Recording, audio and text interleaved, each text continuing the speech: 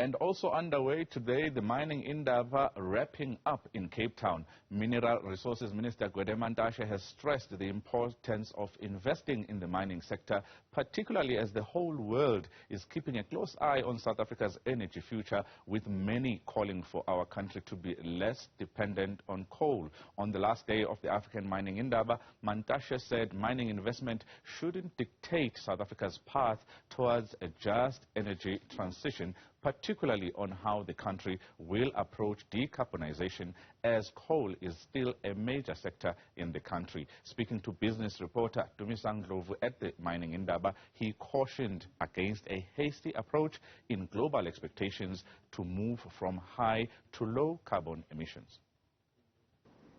The 2022 mining indaba almost at a close, and deliberations, of course, have been around the future of mining, particularly on the African continent. We are joined now by the Minerals and Energy Minister, Mantashe, just to get a summation of how these discussions have been going. Thank you so much for your time, Minister. Let's first talk about what South Africa's message has been to global investors. We're telling global investors in no uncertain terms that we are a good destination for investment because minerals are here.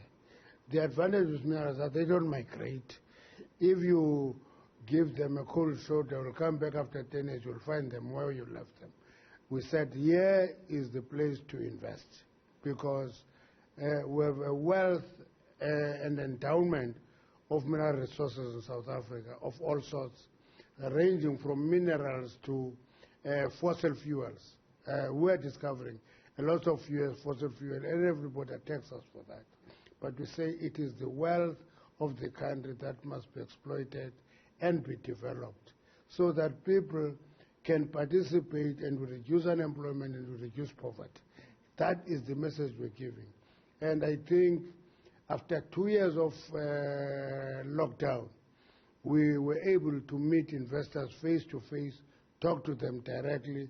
They engage us, we explain ourselves, we simplify our message. You have for quite some time now stressed that mining is still a sunrise industry, and earlier on you spoke of that global report that speaks otherwise. What are your views on that, and especially the timing of the release? Actually, I would ask many journalists in South Africa to read that report. That's the first thing, because many of them have not read the report. They read the section on investment attractiveness, which gave us number 75 of 84, which is the bottom 20, and never read the other 14. In that report, there are 15 items that are assessed. Investment attractiveness, which is the lowest rating for us, is but one of the 15. We are rated 65, for example, on policy and regulatory certainty. We are rated number 35 on skills and labor availability, and many others. Actually, on 5 of the items, our rating has improved. On a big number of them, we remain almost at the same level we're in, and then few have gone down. And if we look into it, we try to find out from our executives in the industry what is executive we interviewed. We discovered that not a single executive said he was interviewed. And we think that is unfair because it means the institute used desktop research in our case, while in other jurisdictions they interviewed executives and rated them on the basis of the views of the executive. Our appeal is that please do interview our executives, get their views, and then rate us. Lastly, President Cyril Ramaphosa earlier this week reiterated a statement that you have also alluded to, that South Africa remains committed to the just energy transition. However, the President was also very key in highlighting that South Africa is not going to do it at the pace at which global investors insist on. Where do you stand on that? The reality is that we're a developing economy. We're not in Germany, we're not in France, we're not a Dutch economy. We're South Africa, we're developing. Actually, as we deal with clean energy, at the same time we must deal with energy poverty. Many people have no access to energy.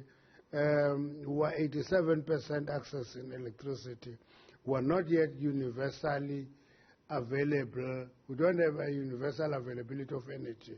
And therefore it means there's a lot that we should do. As we move to be pressured to close coal power stations, we must have a concrete plan on how do we replace that capacity. You must remember that if you want 10 megawatts from a coal generating power station, from a renewable you need 30, because PV will work when there is sun, wind will work when there is wind, and therefore that disparity means a higher demand in megawatt terms. So we must be very careful. That's why in the integrated resource plan we have an energy technology mix that stretches from coal, it goes to renewables, it goes to nuclear, it goes to gas, it goes to many other technologies. And we think that balanced approach will help us navigate the transition. That's the word from Minister Mantashe on day 4 of the 2022 Mining Indaba. For Newsroom Africa on Channels 405, Dumisang Ndlovu in Cape Town.